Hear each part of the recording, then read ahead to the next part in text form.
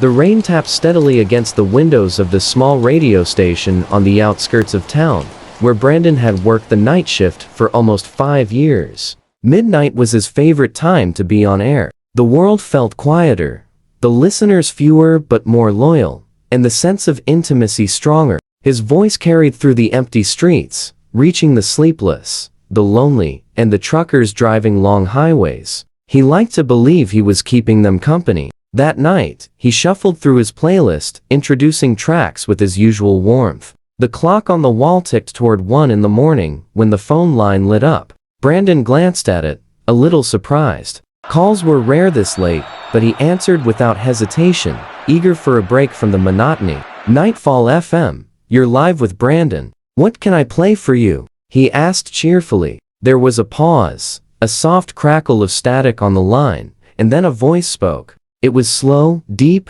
and strangely calm. Play Long Way Down. Brandon froze. He hadn't heard that song requested in years.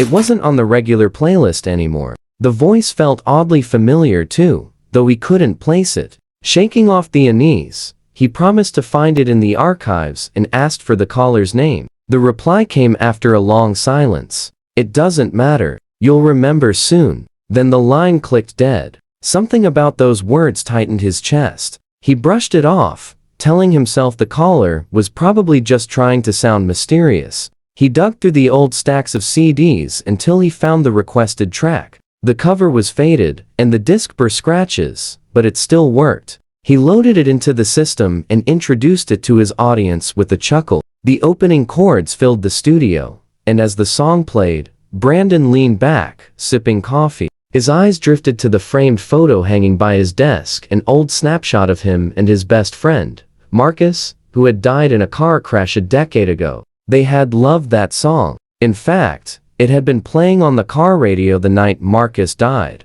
A chill spread through Brandon's body as the connection clicked. The voice. It hadn't just been familiar, it had been Marcus. The song played on, its lyrics crawling under Brandon's skin. He checked the station log, the call records, anything to convince himself it had been a prank. But the phone system showed no record of a call at that time. He replayed the tape of the broadcast, and sure enough, there was his voice introducing the request, but no trace of the caller. Just silence before the music started. When the song ended, Brandon tried to continue as normal, but his voice trembled. He decided not to take any more calls, focusing on automated tracks until the shift ended. The rain outside had slowed, the streets eerily still. As he prepared to leave, the phone rang again. Against his better judgment, he picked it up. No greeting this time, just the same voice whispering softly, "Now you remember. And now, it's your turn." The line went dead,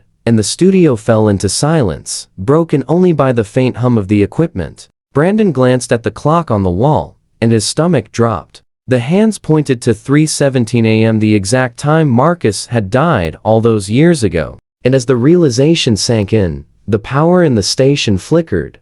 The song began playing again on its own, and Brandon's name appeared faintly on the station's logbook under the next request.